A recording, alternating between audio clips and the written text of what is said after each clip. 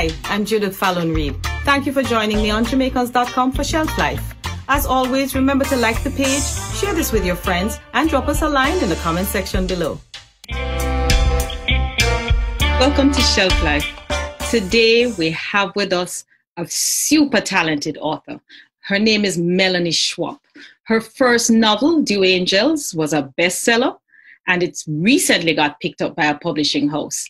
Today we're going to talk about her latest work, Lest We Find Gold. She's very talented in many areas of life. She's also a brilliant landscaper and just a woman who really loves life and loves people and likes to share that love around. So let's enjoy Shelf Life with Melanie Schwapp.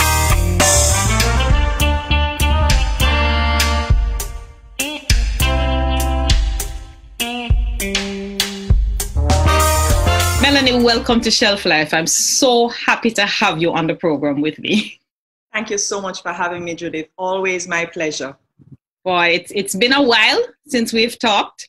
The last time Dew Angels had just come out, and I loved that book too. And you have since had that book picked up by a publisher. And congratulations on that. Thank you. But today we're going to talk about your latest work, Lest We Find Gold. But before we get into the book, because once we get into the book, it's pure excitement. I'd like my viewers to learn a little bit about who Melanie Schwapp is, because you are a brilliant author, but you're also a landscaper, if I remember correctly. Small garden landscaper, yes. I think it all comes from my need to fix things and make things happy. I think that, I do small garden landscaping. I also did interiors. But with all that's happening now with this virus, I've not really been doing much of interiors, staying out of people's homes. Mm-hmm. So yes, doing my small garden landscaping, it brings me so much pleasure. I grew up in Montego Bay on my grandparents' farm. When I say grew up on a farm, we'd go there. All of my cousins will go there for summer holidays. Mm-hmm. And that piece of being in a garden, the dew in the mornings, hence the title Dew Angels of my first book, brought me so much peace that I tried to carry that peace with me into my adult life. And I find that gardening, landscaping, brings a lot of that, of those memories of earth and growth and life and progress and beauty. Yes. Brings me so much pleasure. And anybody who knows you can honestly attest to the fact that you do the same for people. You bring a lot of peace and beauty to the lives of everybody who knows you. I know I can say that. And I'm very sure that almost anybody can say that, because you grew up just down the road from me. Yes, that's right. You grew up little. Yes. Yes, and those days in Unity Hall, we spent all of our summers in the gully. You remember that gully? Unity Hall? I remember that gully. I remember trying to get my brother out of that gully. Yes, those were the days. Those were the days. But as crazy as it seems, these are going to be the good days of our children, eh? That's right. If you think about it, life, I had to say to somebody the other day, life goes forward, life doesn't go backward. Mm-hmm. And somebody who was saying, we were talking about the fact that the kids can't read. They're not teaching the kids to read analog clocks anymore. And I'm like, that's okay. Why do they need to read analog clocks? Life goes forward. There's digital clocks everywhere. They're walking around with them on their phone. Why do they need to You're read? So right. Yeah. So life moves forward. But life is going to move forward right now, because we have to talk about this book.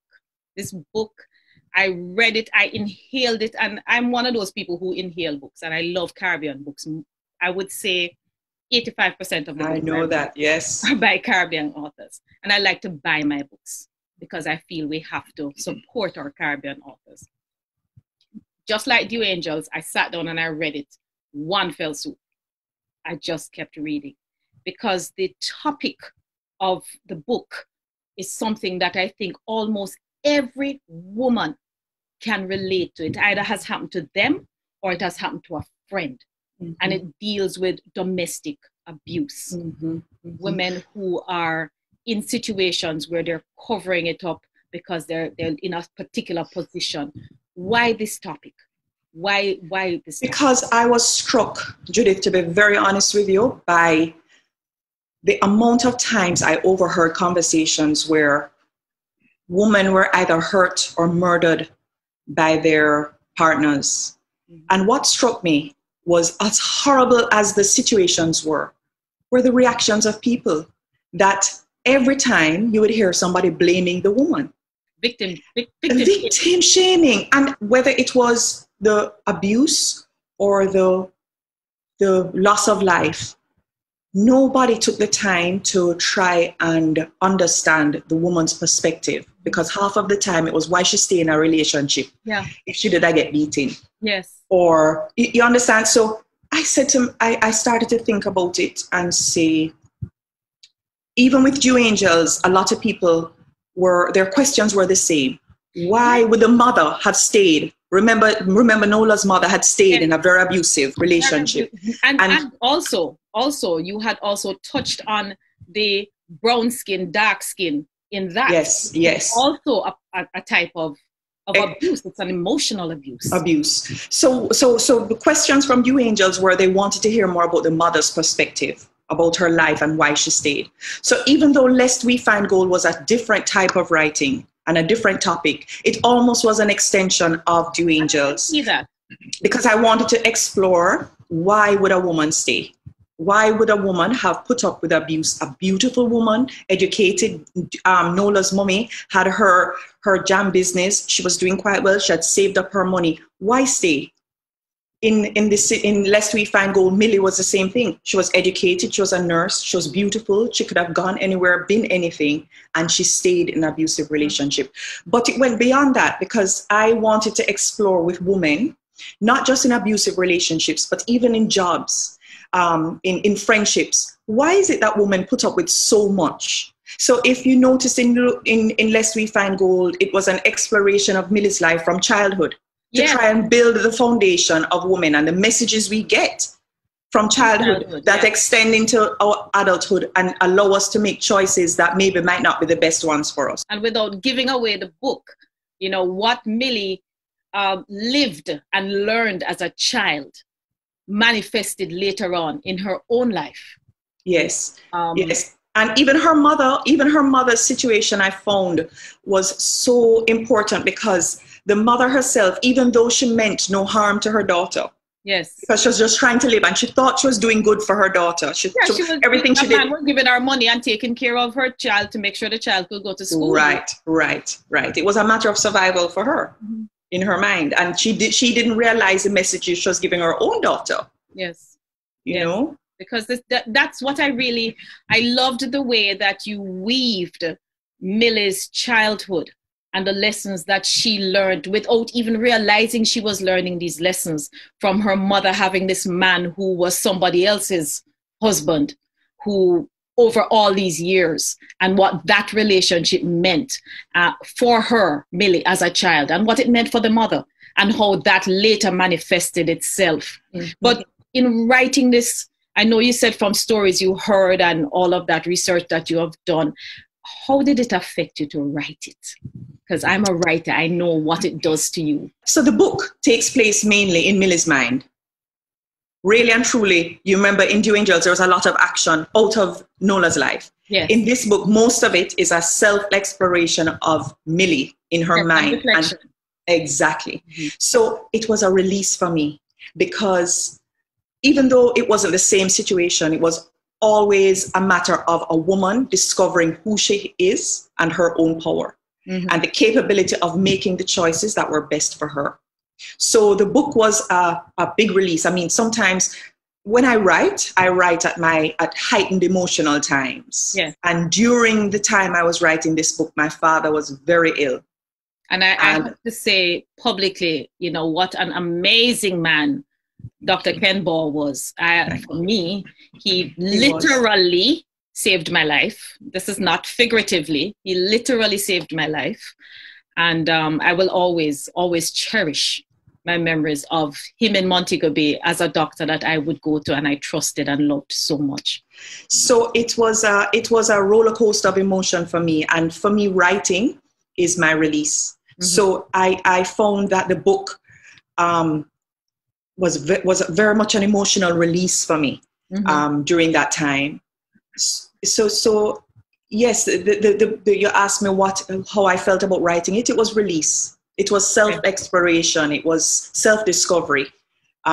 Somebody asked me, is there a lot of you in Millie? And yes, I think every author puts a part of themselves in a character. If you say you don't, then I think you always have a piece of you in your I think it's characters. impossible to write without having some Exactly experience and your own self so deeply into the characters. And in my books, I can identify myself very clearly especially in my novels, in my characters. Yes, Each of those characters would be me. You know, in Silent Stones, I would have been the neighbor. I would have been the neighbor. But I think there was a piece of me in every part. In Millie, in her mommy, in her mother-in-law. I think there was a part of me in everybody, in every character in the book. But yes, that was my release. It brought me a lot of release for my pain, you know, at that time. And I have to ask, because your husband is such a massive supporter of your work, how did he feel about this book? Judith, I'm embarrassed to tell you that my husband does not read my books. My husband does not read. He only goes by what he hears. My children don't read. So he's very supportive of my writing, very, very supportive of the publishing process and the release. But he doesn't like to read my writing. So I think somehow, because like I said, my children don't read my books either. They buy them, but they don't read them.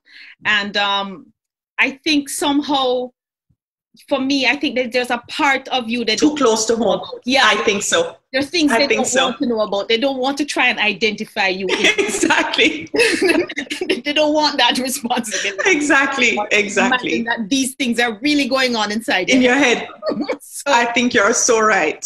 So in some ways, and my kids are like your husband, very, very, very supportive. Yes. But I think they would prefer not to know. They'll watch my films, but they don't really. Yeah. Because they prefer not to know what's going on inside my head. I think so, because the eldest one has read Dew Angels, the other two have not. And I think you're right. I think that's exactly what it is. Right. Yes. So while we're on the topic of Dew Angels, let us go back to Dew Angels for just a second, because if my readers and watchers have not actually read Dew Angels, let's talk about that just for a little bit. Mm-hmm. Because you touch on a topic that is still in 2020. Something that is very relevant, that was relevant BC. That's now my thing, before COVID. BC for me means before COVID, which is the fair skin, dark skin issue in Jamaica, and how people are treated differently, because in Dew Angels, the children were treated differently because of the color of their skin. Yeah, yeah. So, let's touch on that a little bit, and how that made Nola's life different. And I think we still see some of that happening. Oh, yes. Oh, yes. Oh, yes. And when I published Dew Angels, it caused a lot of anger in a lot of the book clubs I went to, because people were offended that something that has been hidden so long in our society was brought to the forefront. Yes. People don't like to admit it and talk about it, but it's very much alive and well in Jamaica. Like the racism. Very much alive and well in Jamaica. Exactly. And it affects, I think I told you before that Dew Angels was a book that I wrote because a housekeeper said to me that her sister, I think it was 5 girls, and one of them was dark skinned, and they called her the black one. Wow. And she lived outside of the home in a different house from them because she was the dark skinned one. Now the helper who is explaining this to me doesn't think that there's anything wrong with it. She's talking to me and calling her sister the black one. Now, what happened is the sister, because she had been, for better use of a word, exiled, she had a lot of animosity towards the rest of the family. Yeah. It was a cycle. Mm-hmm. So the more she became angry and the more she acted with animosities, the more they despised her. So it became a cycle. Wow. So Dew Angels, even though I had seen, even myself, when I went to England at 5 years old, I remember being left standing in the schoolyard on my first day at school because I was a gollywog, the black child, the only black child in the school. That scarred me. Came back home to Jamaica, and then beautiful life with my family. Went to South Carolina at 17 to attend university, and again, racism. So when I came home after college, my eyes were open to it. Things I had never seen before or noticed. I started to notice in my own country the difference in treatment of people who were darker skinned than light skinned. And we can't deny it. If you talk to the older generation, they will tell you, back in the day, the darker skinned people were not allowed to work in the bank. Oh, that's not back in the day. That is in my day. that is yes. In my day when we were growing up. I mean, they weren't allowed on the hotel front desk. There weren't cashiers in the bank. A lot of things. I mean, a lot has changed. I'm very thrilled to say, that we have definitely come a long way. We have some more way to go, but we've come a long way. And I think a lot of the bleaching epidemic is still because we still have a long way to go. Even though we've come a long way, we still have a long way to go. And I think that long way that we have to go also has to do with our language. I insist on calling it a language, even though I've been corrected a million times by academics that it is a dialect. But to me, Patois is a language. It has to do with our language. It has to do with so many things around our culture. I think is very, very important how we look at it and how we look at it. And I'm thrilled that you were brave enough to actually approach these subjects and to deal with them in these books. Now, you have one other thing I need you to do for me before we even begin to think of ending this thing. I'd like you to read a passage from Lest We Find Gold. Oh, sure. So let me get my glasses. Eyes. Get the glasses, my dear. You know how yes. The stage. I won't say age, I just say stage. The glasses have to come into being. So this is chapter 15, in the middle of Lest We Find Gold. And this is Millie speaking. I've tried to remember the first time Monty hit me. I cannot. I'm not able to put the memories into the proper order to know which was the first time. Maybe it was a euphoria of my new marriage, of walking on the cloud of glory that comes with marrying a man as beautiful as the sunset. He chose me. It clouds my memory. You would think a wife would remember such a detail. The first time her husband raised the hand that he'd used to place a ring on her finger and struck her. I remember the shock that brought the tears. I used to cry when he hit me. I remember moments.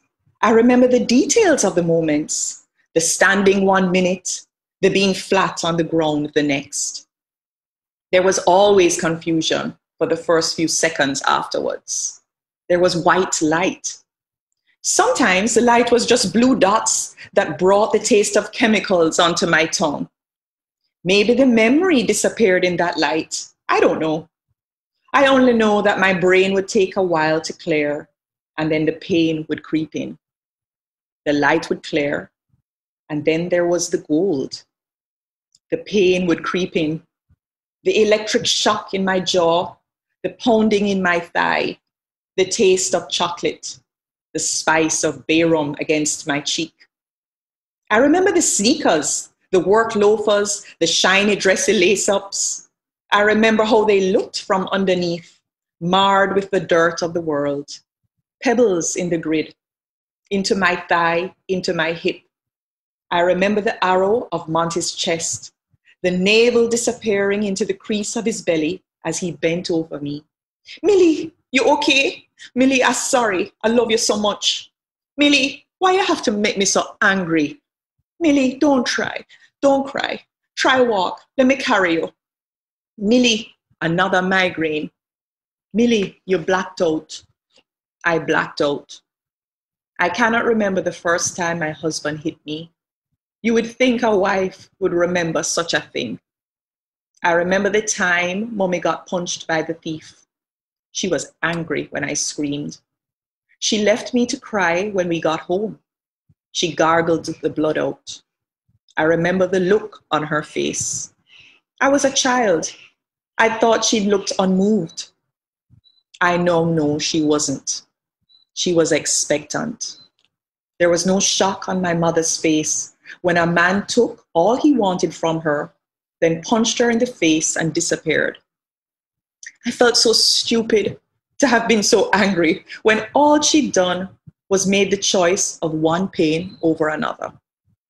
I felt so stupid to have been ashamed of a knocking headboard as I lay dizzy on my bedroom floor. I felt so stupid when I realized that my mother's only crime was that she'd handpicked her pain with her eyes wide open. I dove blindly into mine because I hadn't heeded the rules. I felt so stupid when I sit on our veranda in the daylight, high above the Mona house, and see that without the twinkling lights, the clouds clot like curdled milk, and the view below is just a grid of scratched roofs and hacked roads. Wow. Ooh, emotions, emotions, emotions. I can think of so many women who have gone through that and who could be empowered. But what is your ultimate wish for your book? What do you hope that this book will do for the people who read it? I hope that people understand that a woman trapped in a situation is not just a matter of one day getting up and walking out. I hope people are a little more empathetic and sympathetic and empowering to women and young girls who are trapped in abusive situations. Not everything you see on the outside matches what's happening on the inside. And people need to understand that people struggle. People struggle to leave relationships. There are a lot of helplines out there that it's not a matter of picking up the phone and calling. It's for a woman to understand that what she is in is wrong, for her growth to reach a stage where she can empower herself to make that call or ask for help. So I wish that when women are in situations where they're hurt, people would stop judging it. It doesn't help the narrative at all to the women who are still trapped in the situation. A lot of it has to do with shame because there's so much victim shaming. A lot of women don't want to speak up and admit. There's a lot of guilt.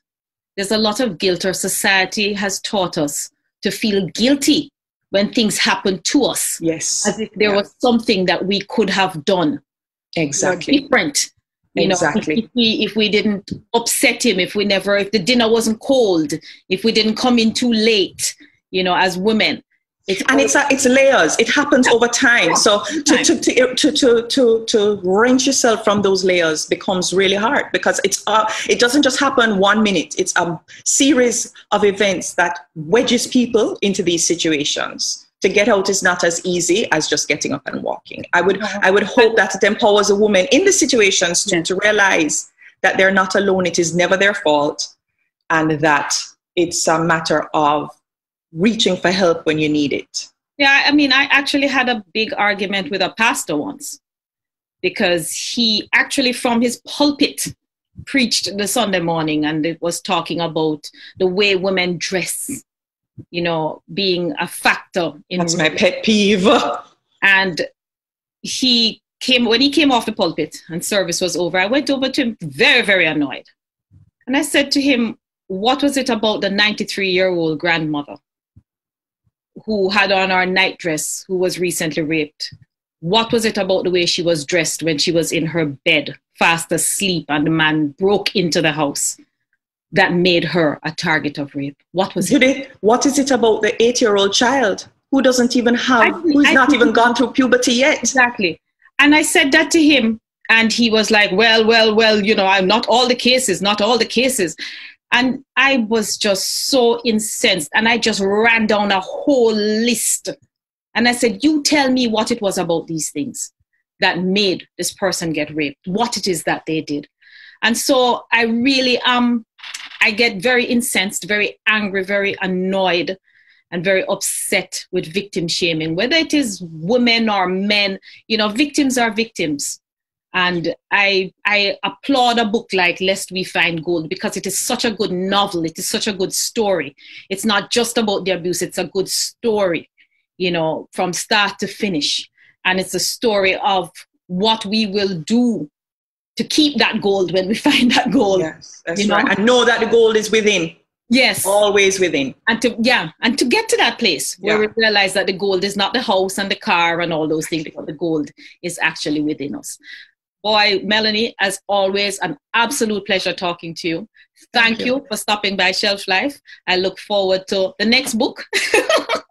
Yes. I've been trying my best to write during this COVID lockdown to see if that would give some release. But I figure after everything is over, maybe that's when I'll have the flow of creativity. Right now, of course, it's not something you can force. When it comes, it comes. Yes. But thank you so much.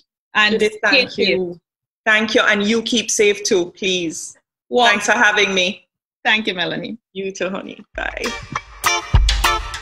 Well, there you have it. We've come to the end of another Shelf Life. Thank you for joining me. I'll see you again next week, same place, same time, to see what else is on the shelf. And in the meantime, remember, check out my website, jfallonreed.com, and share this program with your friends. Walk good. See you next week.